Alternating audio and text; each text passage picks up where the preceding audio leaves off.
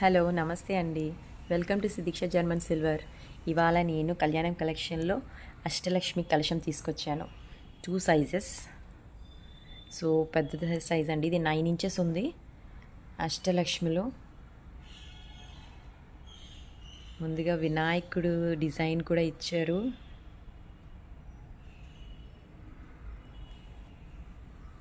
Design finishing మాత్రం చాలా నీట్గా ఉందండి. చాలా వెయిట్ ఉంది,